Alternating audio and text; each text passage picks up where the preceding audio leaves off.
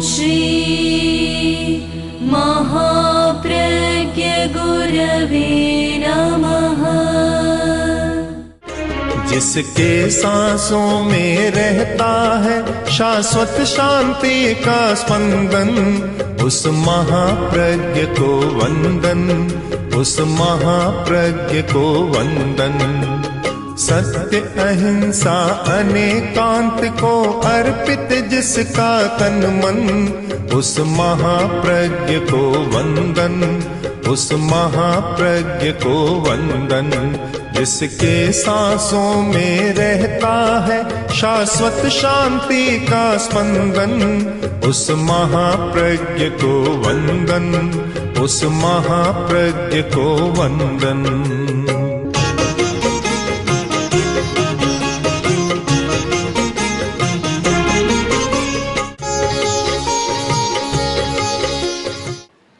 त्याग और संयम, इन दो शब्दों को बहुत बार सुना जाता है। बाजार का क्षेत्र और घर का वातावरण पदार्थ और भोग का रहता है। बाजार में पदार्थ ही पदार्थ है। बड़े शहरों की दुकानों में भरमार है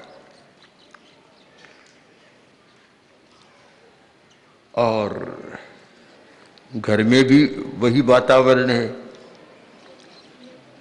दूसरा स्थान है धर्म का स्थान।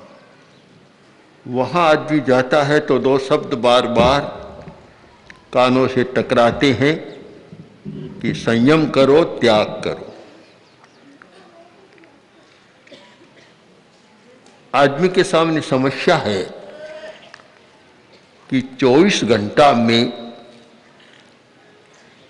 1-2 घंटा तो संयम और त्याग की बात सुनता है, वो 20-22 घंटा उस वातावरण में रहता है। दोनों में कैसे समन्वय स्थापित कर सके, बड़ा कठिन है। एक साधु सन्यासी के लिए त्याग जितना सरल है, गृहस्थ के लिए उतना ही कठिन है। क्योंकि एक साधु सन्यासी के सामने न बाजार है और न घर का वातावरण है। उसके सामने तो साधना का क्षेत्र है। यह कहने में भी संकोच नहीं होता कि साधु सन्यासी भी अब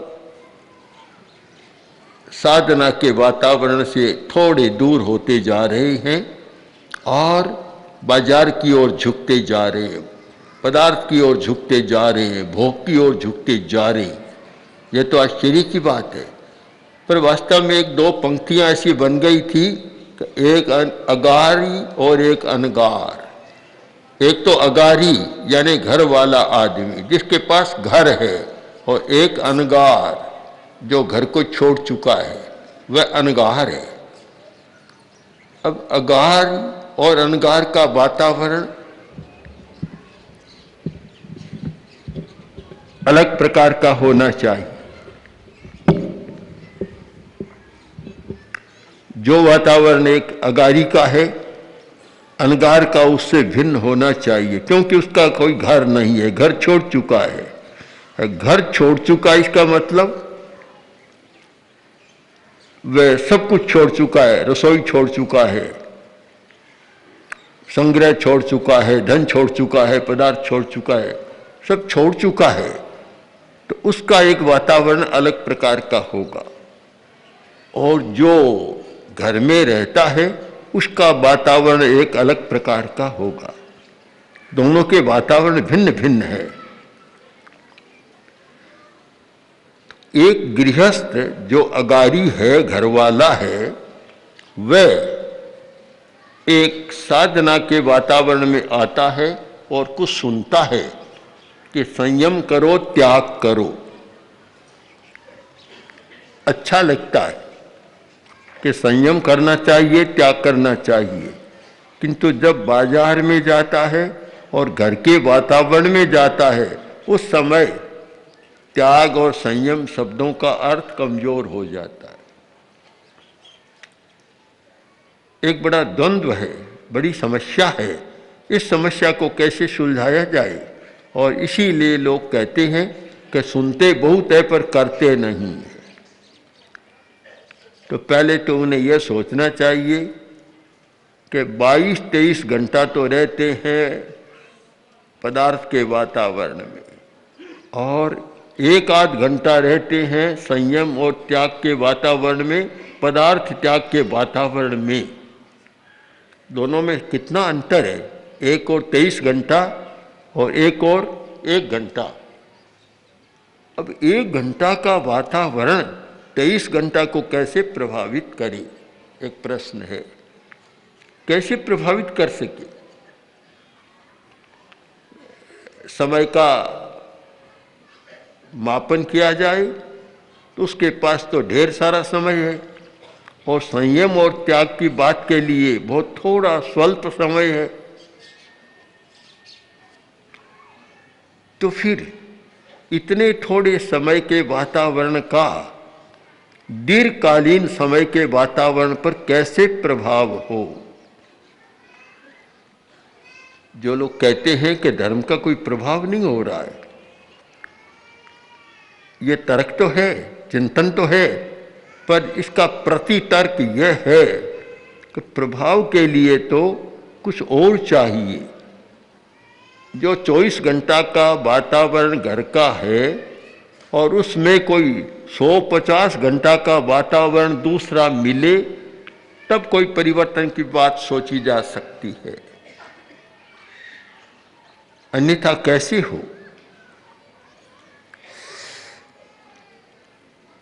तो क्या फिर हम और कुछ सुने? सच्चाई यह है, और हमें सच्चाई पर बहुत ध्यान देना चाहिए, कि धर्म के वातावरण में भी अगर रागात्मक बात आती है तो ज़्यादा प्रिय लगती है, और कोरे संयम की त्याग की बात आती है तो जरा रूखी रूखी सी लगती है, कि आज तो मजा नहीं आया सुनने। रूखी बात लगती है, चिकनी चुपड़ी नहीं लगती। आदमी को आदत है चिकनी चुपड़ी बात की। रागात्मक हो। धर्म के क्षेत्र में भी बहुत सारी रागात्मक प्रवृत्तियां चलती है। शायद इसीलिए बौद्ध साधना में गाना भी वर्जित है, निषिद्ध है। कोई गीत नहीं गा सकता, उनमें यह वर्जित है। यद्यपि जैन आचार्यों ने इसे स्वीकार नहीं किया और न वैष्णव आचार्यों ने इसको मान्यता दी, वहाँ तो बहुत चलता है। पर एक बात पर तो हम अवश्य विचार करें कि कुछ क्षण, कुछ समय ऐसा होना चाहिए जहाँ हम केवल वैराग्य में रहें, रागात्मक प्रवृत्ति न हो, राग को बढ़ाने वाली, प्रियता को बढ़ाने वाली बात न हो। एक दिन में तो परिवर्तन संभव नहीं है, और अल्प समय बहुत समय को कैसे प्रभावित करे यह भी विमर्शनीय विषय है। तो हमारे सामने एक कोण सोचने का और है, और वह यह है कि बूंद बूंद से घड़ा भरता है, बूंद बूंद से आंगन गीला हो जाता है, और बूंद बूंद से धार बन जाती है। निरंतर बूंद पड़ती रहे तो धार बन जाती है। इस युक्ति को हमें काम में लेना चाहिए कि वैराग्य की एक एक बूंद भी रोज मिल जाए और मन को छू जाए तो हो सकता है कि एक दिन वह घड़ा भर जाए, एक दिन जो भीतर का आंगन भीग जाए और हो सकता है कि एक दिन वह धार भी बन जाए।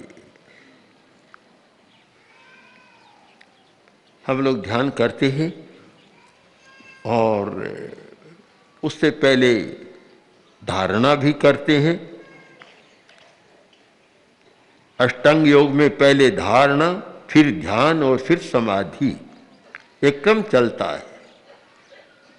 धारणा करते हैं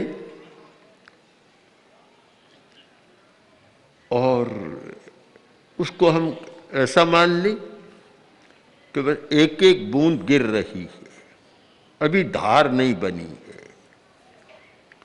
ध्यान को हम माने कि वह धार बन गई, प्रत्येकतानता, प्रत्यय की एकतानता हो गई, धार बन गई। अब धार बनती है तब उसका प्रवाह हो जाता है, दूर तक वह चला जाता है। तो हम संयम की बात, त्याग की बात को धारणा बना ले।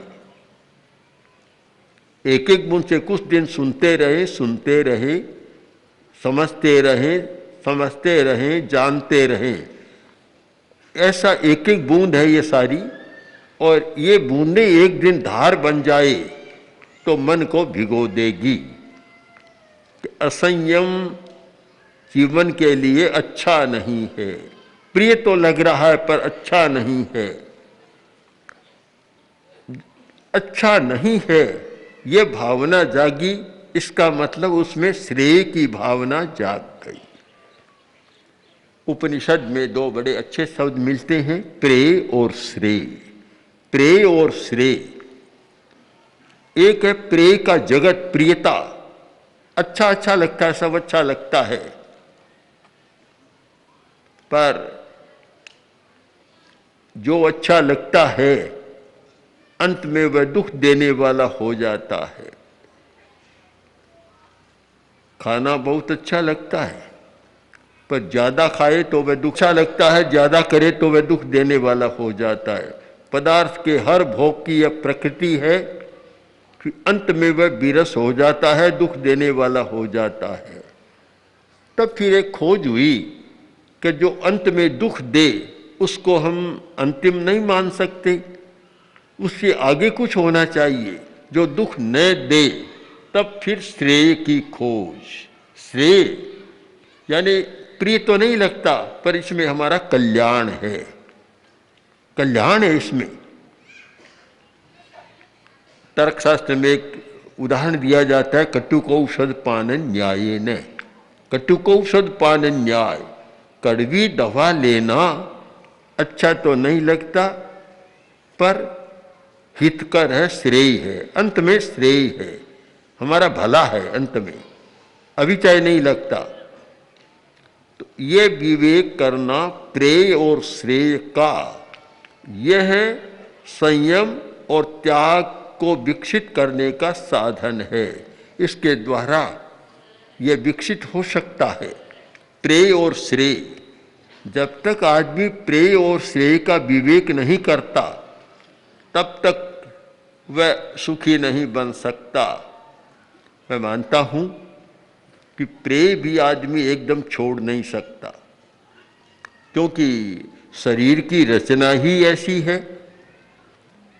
जैविक प्रक्रिया ही ऐसी है कि प्रेय को एकदम वह छोड़ नहीं सकता।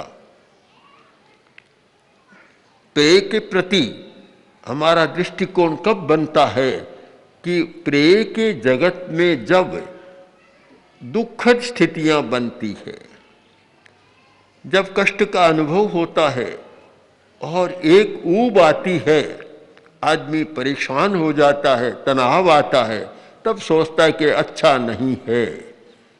उस अनुभूति में से फिर श्रेय की भावना जागती है कि कोई ऐसा रास्ता खोजना चाहिए जो परिणाम में भी दुख न दे, जिसका परिणाम भी अच्छा हो।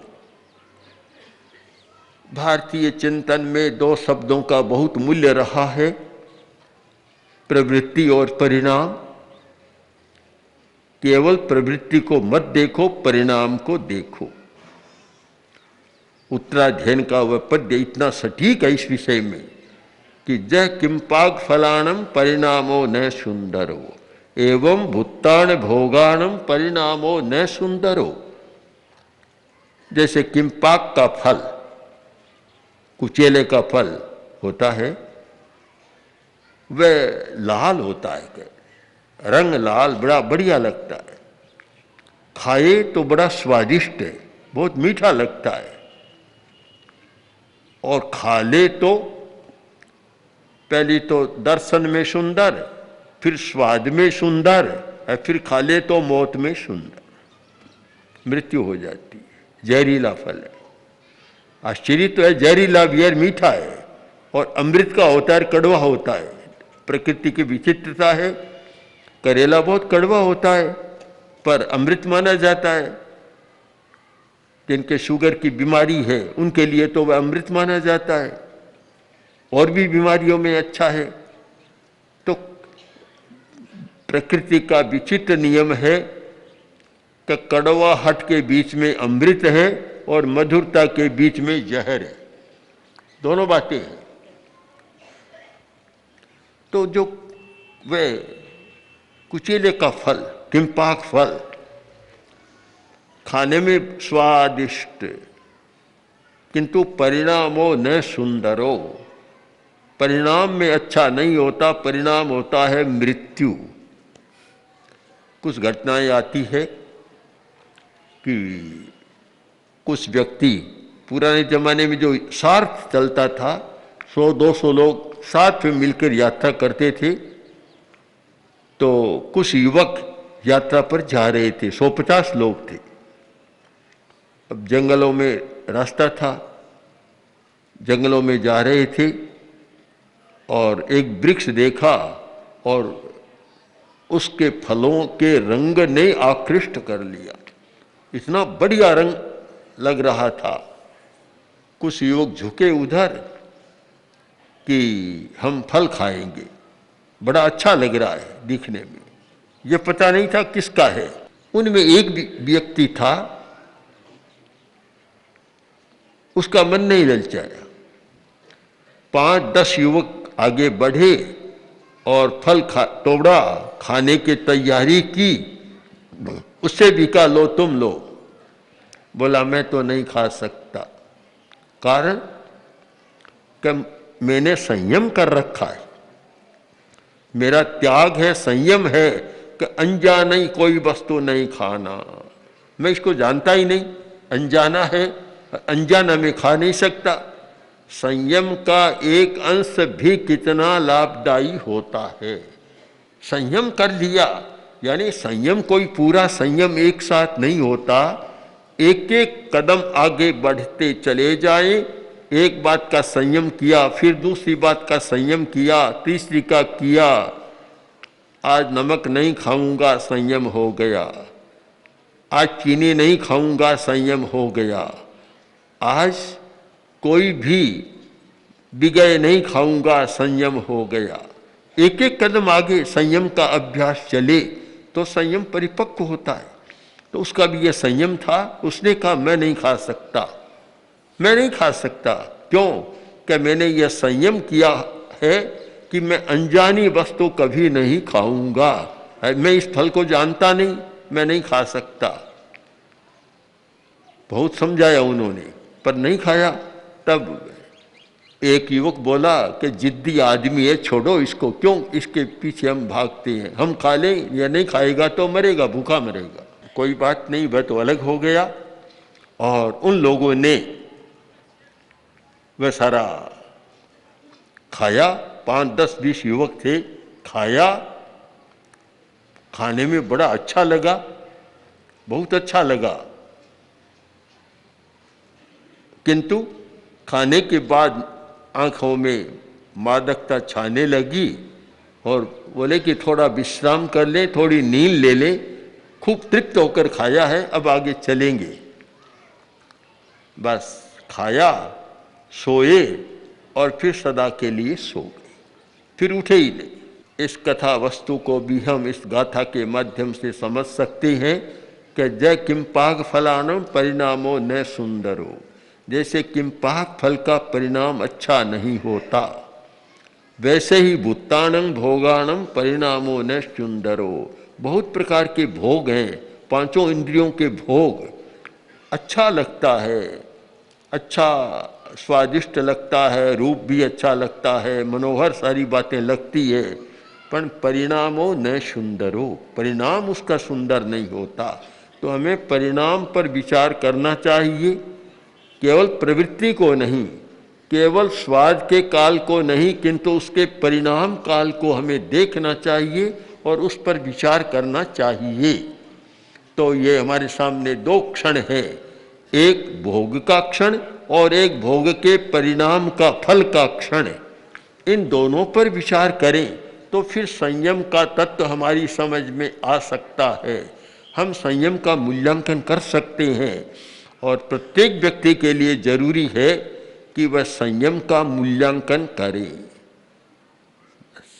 संयम का मूल्यांकन। और वह संयम का मूल्यांकन एक जीवन की दिशा को बदलने वाला, दुखों को कम करने वाला और व्यक्ति को दुख से सुख की ओर ले जाने वाला है। इसलिए केवल साधु सन्यासी नहीं, जो गृहस्थ है उससे भी एक कण कण करे, चाहे एक बूंद बूंद करे, पर संयम का रोज अभ्यास करना चाहिए और संयम का मूल्यांकन करना चाहिए, जिससे वह प्रेय से हटकर और श्रेय की दिशा में भी प्रस्थान कर सके। ओम। आचार्य महाप्रज्ञ 20वीं 21वीं सदी के अतुलनीय दार्शनिक, अद्वितीय विचारक, विलक्षण साहित्यकार, अद्भुत प्रवचनकार तथा जन उद्धारक थे। उनके सृजनशील चिंतन कल्याणी वाणी ने प्रत्येक व्यक्ति के हृदय में एक स्थान बनाया। सरल भाषा में जीवन की सच्चाइयों को छूने वाले उनके विचार श्रोता व पाठक के हृदय में उतरकर आत्मनिरीक्षण, स्वदोष दर्शन व आत्म परिष्कार की भावना जागृत करते हैं। उनका समग्र साहित्य अब आ रहा है महाप्रज्ञ वाङ्मय के रूप में। 121 पुस्तकों की यह नवीन समायोजना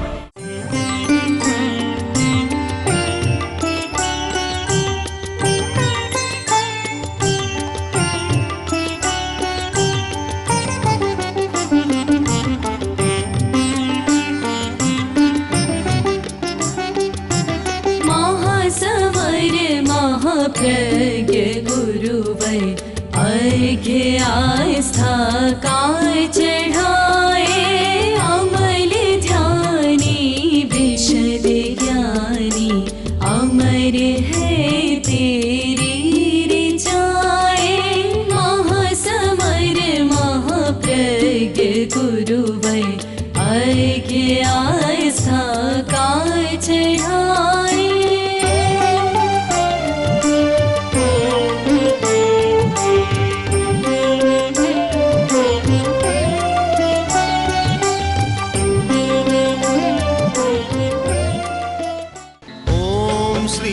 महाप्रज्ञ गुरवे नमः। ओम श्री महाप्रज्ञ गुरवे नमः।